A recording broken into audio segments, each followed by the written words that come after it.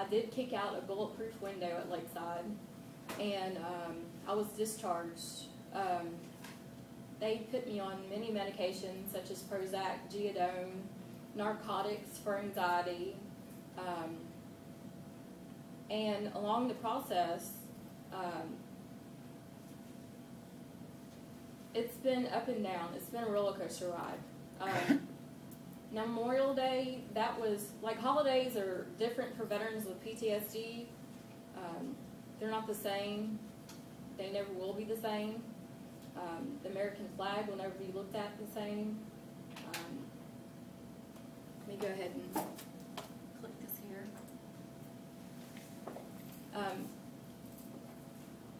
Because of all this, it's very important that you see your psychologist and see a psychiatrist. The difference between a psychologist, they do all the listening and yeah, and then you got your psychiatrist, which gives you the medications.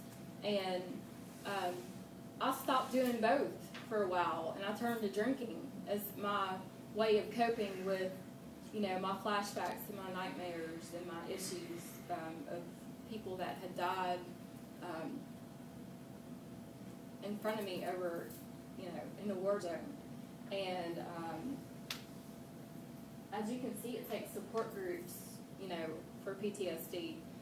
One of which I've just started recently, the Women's PTSD Support Group, which will be in effect as of September 23rd of this year, which has taken, it's way past overdue, but it's finally, here and available. I got involved with politics in 2006. I went to my first town hall meeting.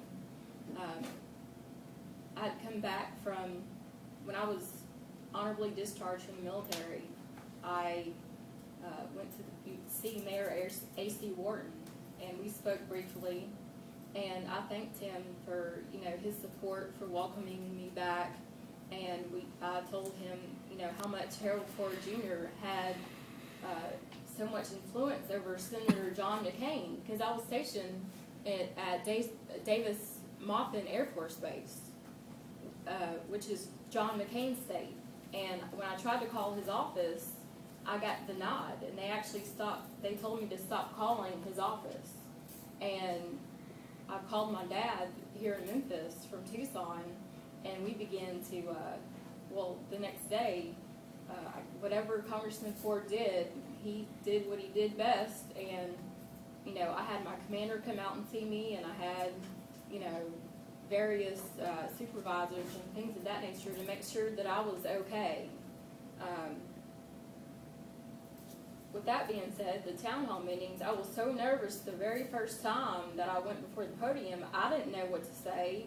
I didn't know what to speak about. I didn't know, I was before the congressman. This is like a big deal, and what was I supposed to do? I'm just, a public servant, So I was so nervous that I lost my voice.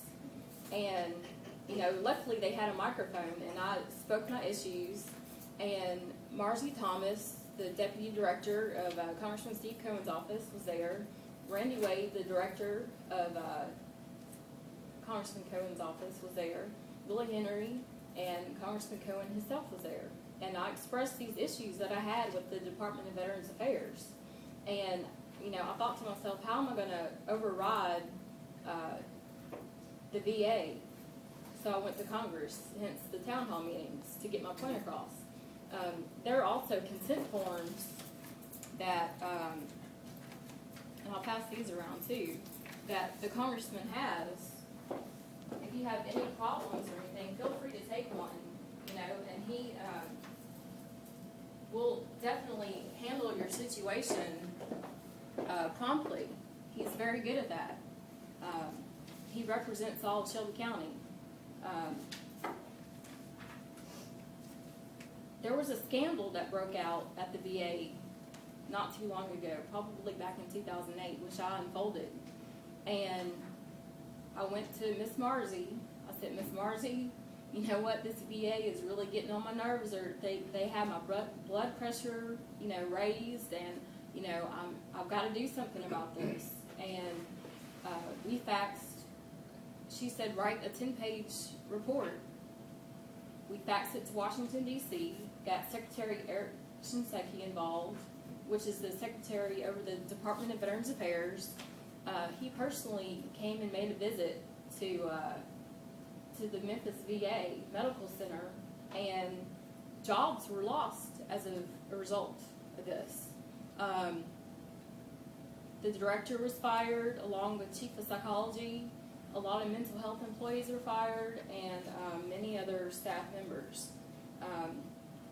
I decided, well, since I'm on a roll, let me go ahead and get President Obama involved.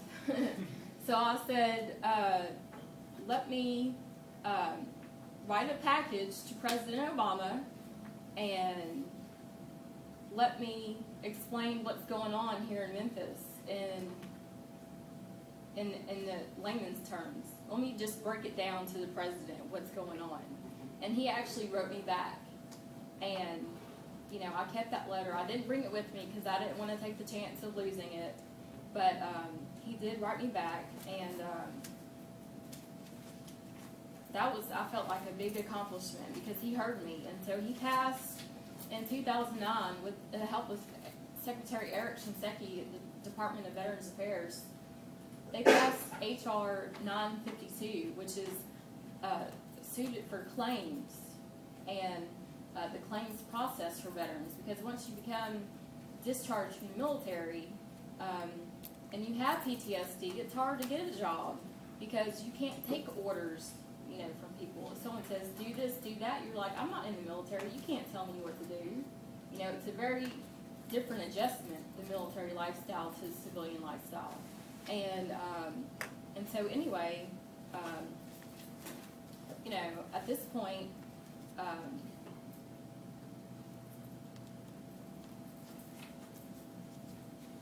I became very spiritual. I became very spiritual and turned to God. And the Arabic community, was a problem, but I dealt with it. And I will leave you with this, with the national anthem.